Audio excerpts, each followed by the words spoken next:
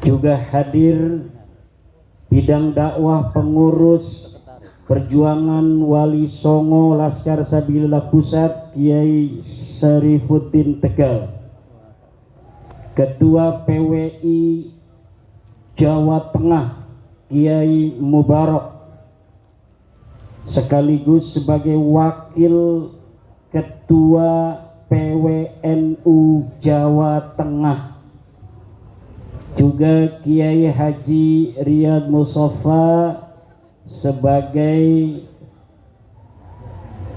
Suriah PCNU Sragen, juga kepada sahibil bait Syarif Kiai Haji Fadil Al Alawiyin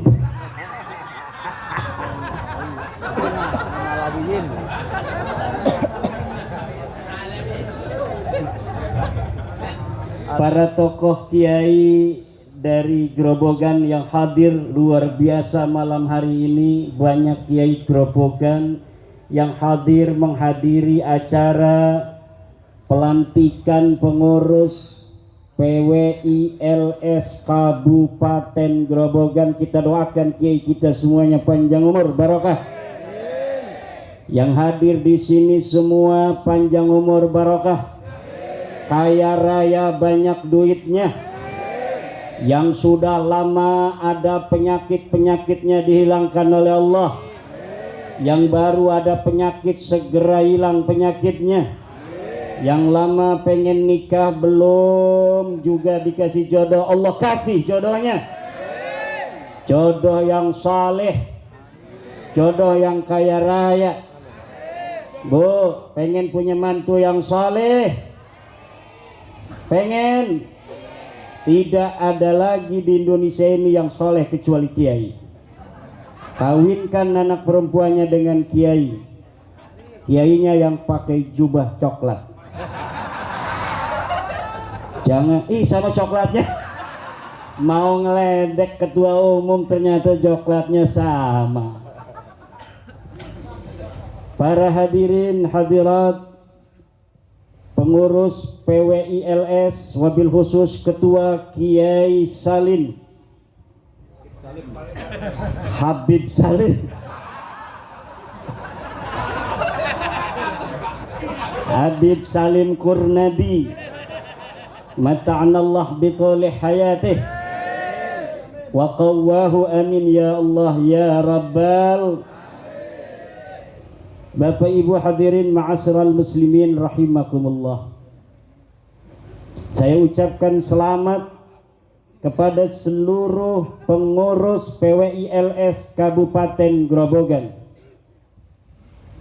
Antum ala haqqin, antum ala mahabbati Rasulillah sallallahu alaihi wa alihi wasallam.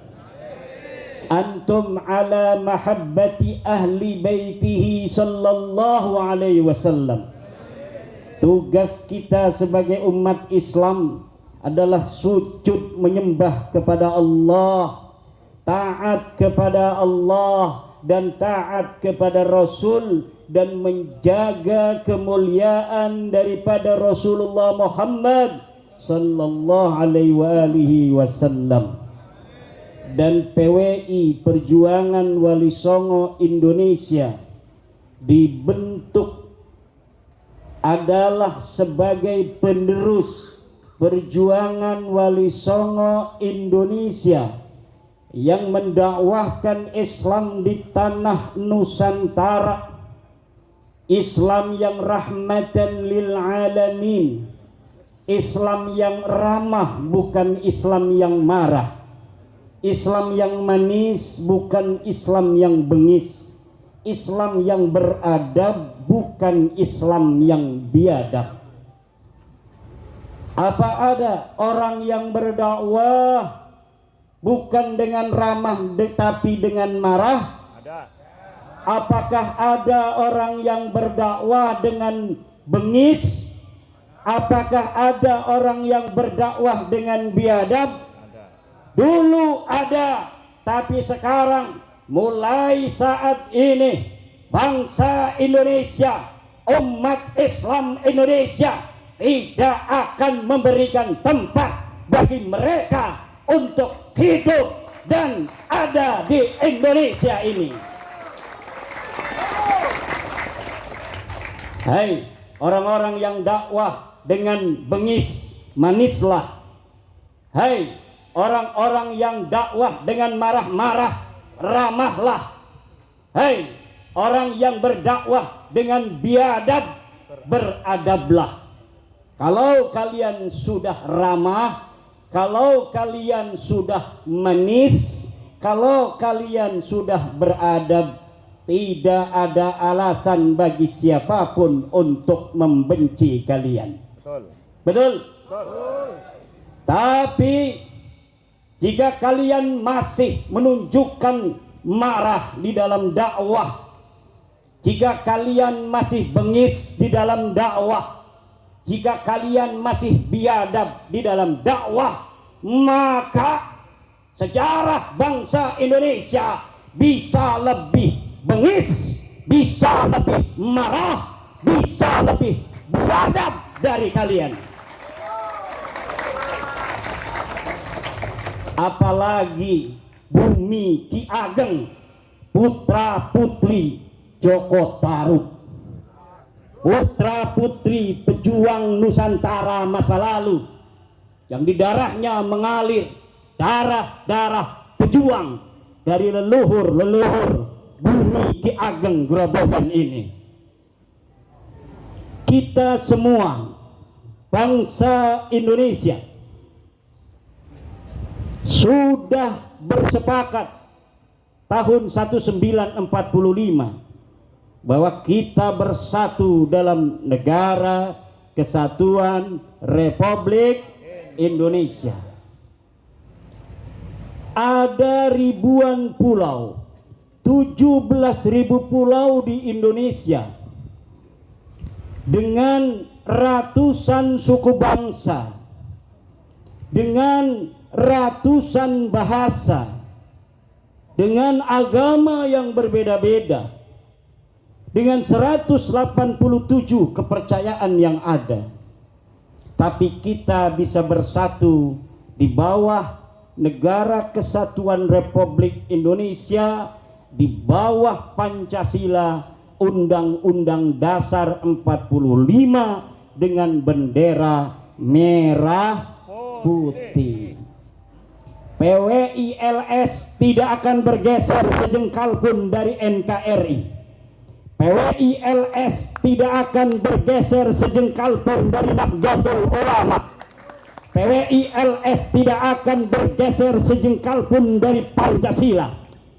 PWILS tidak akan bergeser sejengkal pun untuk kemanfaatan bumi Nusantara dan bangsa-bangsa yang hidup di atasnya. Siapa kita? PWILS. Siapa kita? NKRI. Nahdlatul Ulama. Rumah kita. Nahdlatul Ulama. Nahdlatul Ulama. Nahdlatul Ulama. Pancasila. Pancasila. Pancasila. PWILS dibentuk berdasarkan ayat dari firman Allah Subhanahu wa taala. A'udzubillahi minasyaitonir rajim. Waltakum minkum ummatun yad'una ilal khairi wa ya'muruna bil ma'rufi wa yanhauna 'anil munkari wa ulaika humul muflihun. Hendaklah ada di antara kalian suatu ummah, suatu perkumpulan, suatu organisasi yang dia senantiasa menyeru manusia untuk kebaikan, memerintahkan kebajikan, melarang kemungkaran. Merekalah orang-orang yang akan berbahagia di dunia dan di akhirat. PWILS yad'una ilal khair, menyeru manusia kepada kebaikan, kepada iman dan Islam, kepada sunnah Rasulullah, kepada ijma' para sahabat dan para ulama, qiyas para mujtahid. PWILS ya'muruna bil ma'ruf, senantiasa akan memerintahkan manusia ke dalam kebajikan. Salat 5 waktu, puasa Ramadan, punya duit zakat, punya duit haji. Kemudian wayanhauna 'anil munkar, dan mencegah manusia dari kemungkaran. Ini adalah PWI Laskar Sabilillah. Tahun 1945 pasukan santri diperintahkan oleh Mbah Hasyim Asy'ari untuk ikut berjuang membela tanah air yang sudah terbentuk Negara Kesatuan Republik Indonesia tahun 1945 tanggal 17 Agustus. Kemudian Belanda membawa sekutu kembali ingin menjajah tanah Nusantara. Mbah Hasyim perintahkan, wahai Abbas Buntet, pimpin pasukan santri Laskar Sabilillah, Laskar Hizbullah, untuk bersama masyarakat Surabaya untuk melawan Belanda, mati atau menang. Mati atau menang. Akhirnya kita menang. Itu tahun 45.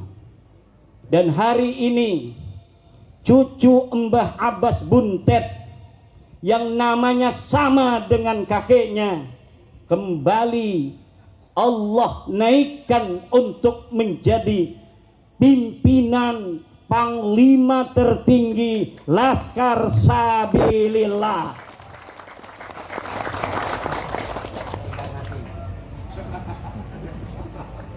Yang menggantikan Mbah Abbas sudah ada, tapi apakah ada yang menggantikan Mbah Hasyim yang berjalan bersama-sama hari ini?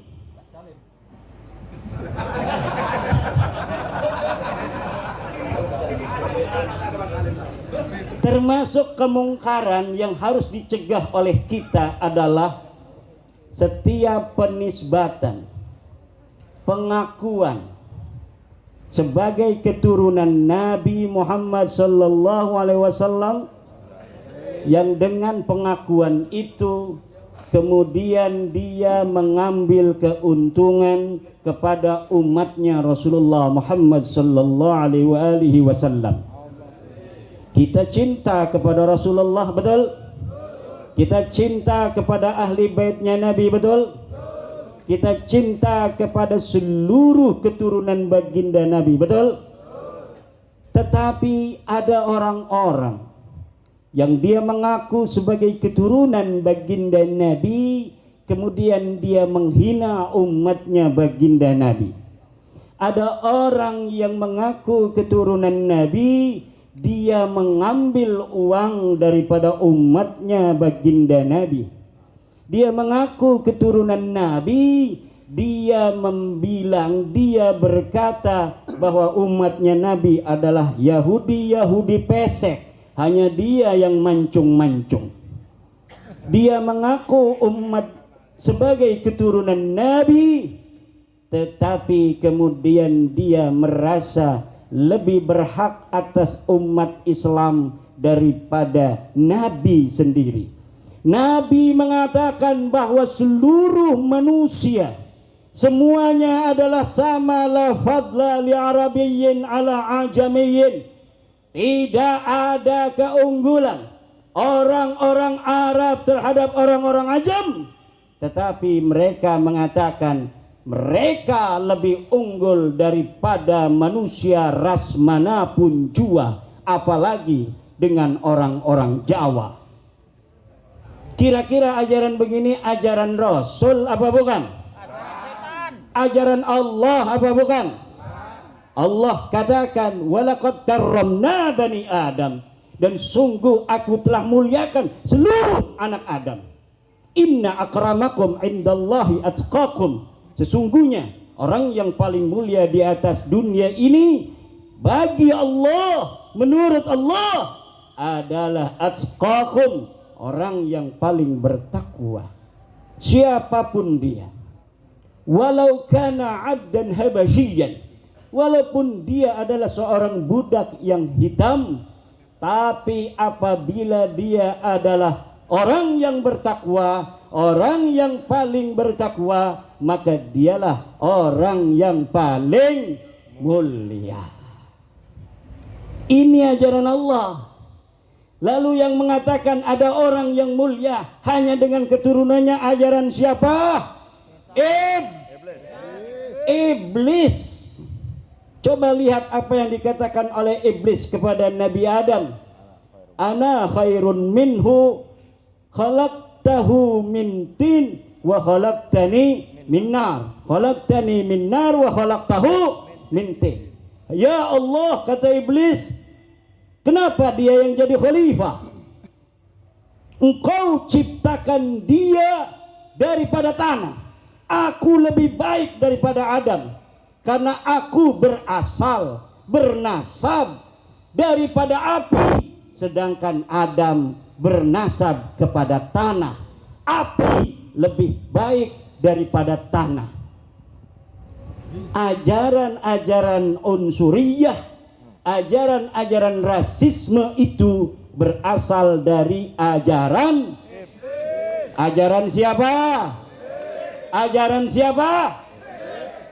Bukan ajaran Islam, bukan ajaran Allah, bukan ajaran daripada Rasulullah Muhammad sallallahu alaihi wasallam.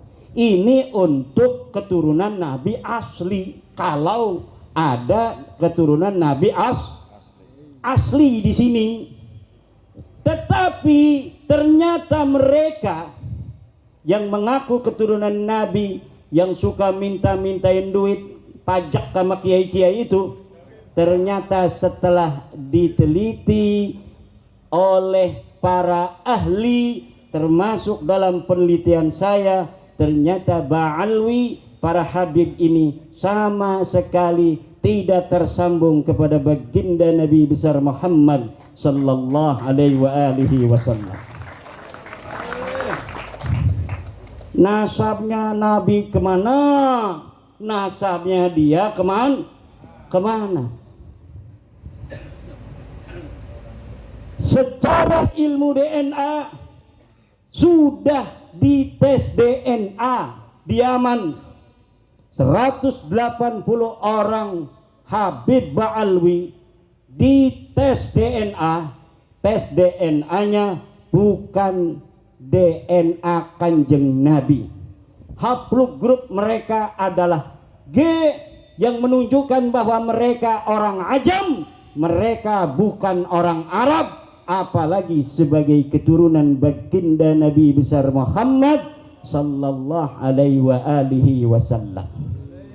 Dan ini paten, ini sudah terbukti secara ilmiah, secara data nasab dari abad ke-4, ke-5, ke-6, ke-7, ke-8, ke-9, nama mereka tidak dicatat oleh para ahli nasab sebagai keturunan daripada baginda Nabi besar Muhammad sallallahu alaihi wasallam. Tidak ada. Mereka baru mengaku di abad 9 Hijriah, 550 tahun yang lalu sampai sekarang. Mereka enak mengaku keturunan Nabi, tapi tahun 2022 kemudian telah terbongkar bahwa sesungguhnya mereka wallahi wallahi wallahil azim bukan keturunan baginda Nabi besar Muhammad sallallahu alaihi wasallam. Jangankan keturunan Nabi, mereka ternyata orang ajam dari Kaukasus. Mereka bukan orang Arab acan. Dan ini belum bisa dibantah. Karena apa? Karena yang telah menyatakan ini adalah pakar dari Badan Riset dan Inovasi Nasional Indonesia yang telah meneliti hasil tes DNA Habib Ba'alwi. Dengan tegas beliau menyatakan bahwa Habib Ba'alwi ini DNA-nya sama sekali bukan DNA Bani Quraisy, bukan DNA orang Arab, bukan DNA keturunan Nabi Ibrahim. Kenapa? Kalau dia mengaku Nabi, keturunan Nabi Muhammad, maka berarti dia keturunan Nabi Ibrahim. Kenapa? Karena Nabi Muhammad di dalam Al-Quran telah dinyatakan sebagai keturunan daripada Nabi Ibrahim alaihis millati abikum Ibrahim. Agama ayah kalian, hei orang-orang Arab, siapa ayah orang Arab? Ibrahim. Sedangkan Nabi Ibrahim haplogrupnya J1, orang Quraisy haplogrupnya J1, keturunan daripada Sayyidina Ali karramallahu wajhah juga ternyata semuanya J1. Tetapi ketika Habib Ba'alwi ini dites DNA, DNA-nya melenceng kemana-mana. Sampai saat ini tidak ada yang berani dari pakar-pakar mereka yang menentang kesimpulan ini. Kenapa? Karena ini adalah kesimpulan para ahli-ahli genetika dunia. Kemudian sekarang secara ilmu nasab tidak ada yang bisa membantah bahwa Ubed ini bukan anaknya Ahmad bin Isa. Bahaya. Eta di Bandung aya hiji kiai ngaranna Ki Muhyiddin. Ngaranna saha? Ki Muhyiddin.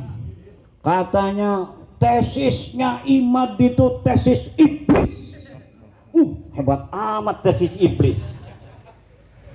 Tetapi dia mencaci-caci saya. Tesis saya pakai dalil. Ini kitab abad ke-5, ini kitab abad ke-6, ini kitab abad ke-7, ini kitab abad ke-8, ini kitab abad ke-9. Tidak ada yang menyatakan Ubed anaknya Ahmad. Sekarang ayeuna sia lamun rek ngabela nasabnya Ba'alwi ieu, mana dalilna? Nyaci-nyaci wungkul tapi tak aya dalilna. Pokoknya aing mah pokoknya percaya baik, tak aya dalil-dalil deui. Saya tantang sekretaris saya untuk SMS dia, ditantang untuk diskusi, jawabnya pakai voice note. Abuya mah teperyogi diskusi-diskusi. Jadi dia memperkenalkan dirinya sebagai Abuya. Abuya itu kalau di Banten puasanya 40 tahun tidak pernah berhenti. Abuya tak jelma lamun geus dipanggilna Abuya, kalau dipanggilnya sudah Abuya, itu sudah ketahuan zuhudnya, sudah ketahuan waraknya, sudah ketahuan saumud dahrnya, sudah ketahuan ilmu fikihnya, sudah ketahuan ilmu tasawufnya, sudah ketahuan ilmu nahunya, sudah ketahuan ilmu tafsirnya. Nihayatul Muhtaj udah tamat, tafsir Tobari udah tamat, eta karak ngarana Abuya. Lamun kitab Fathul Qoribah itu bisa baca sia, eta lain Abuya tapi buaya. Leres ente ya? Laras enggak? Ditantang diskusi, katanya nggak mau diskusi, tapi dia bikin video melulu. Pokoknya katanya yang menyatakan bahwa Ba'lawi bukan turunan Nabi Dajjal. Dalil mana? Pokoknya anu terpercaya nasab Ba'lawi eta iblis. Dalilnya mana? Tidak ada dalil sama sekali. Orang berilmu itu bapak-bapak, dia lau takallama bidalilin wa hujjatin.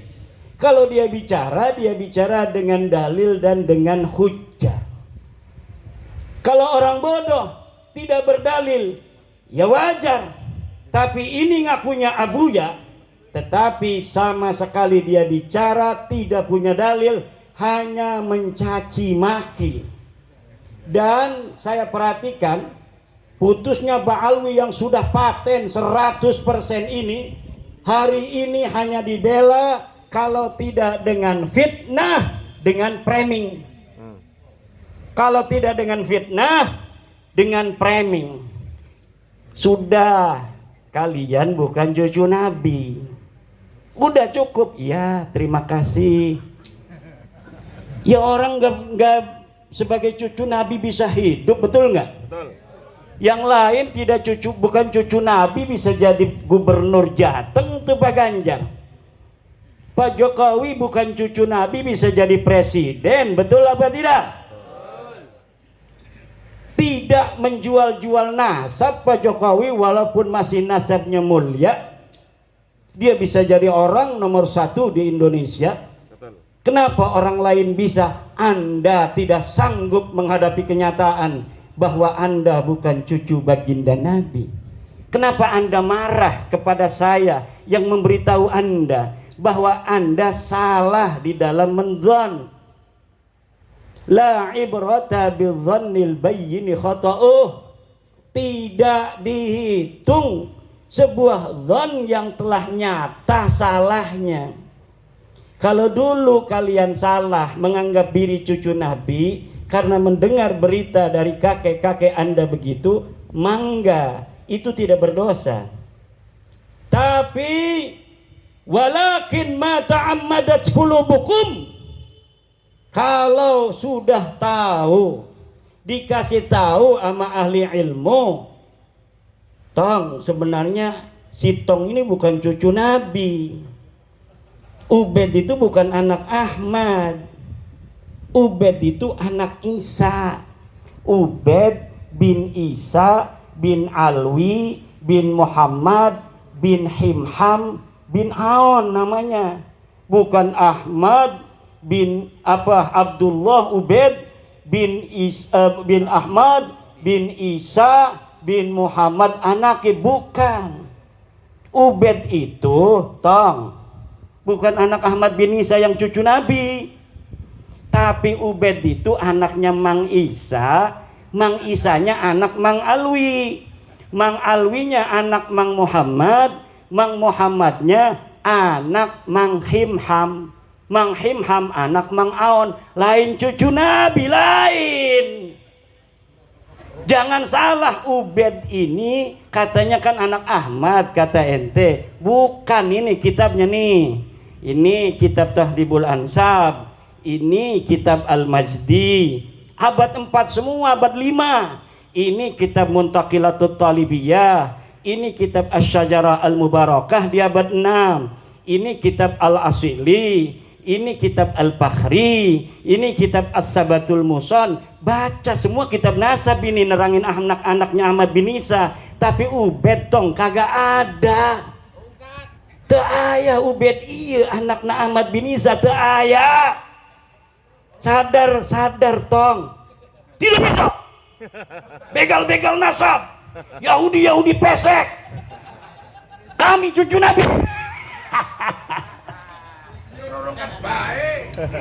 Lah orang dikasih tahu, yang ngasih tahu dimarah-marahin. Padahal kita yang akan menyelamatkan dia, kita nyelamatin dia.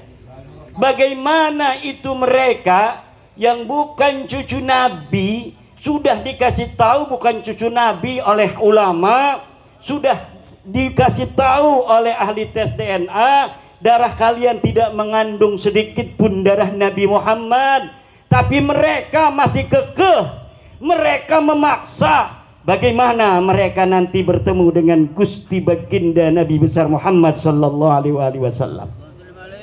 Malu apa tidak kira-kira? Malu apa tidak? Malu apa tidak? Di hadapan manusia sejak zaman Nabi Adam diumumkan di padang mahsyar, hei manusia seluruh dunia dari zaman Adam sampai kiamat.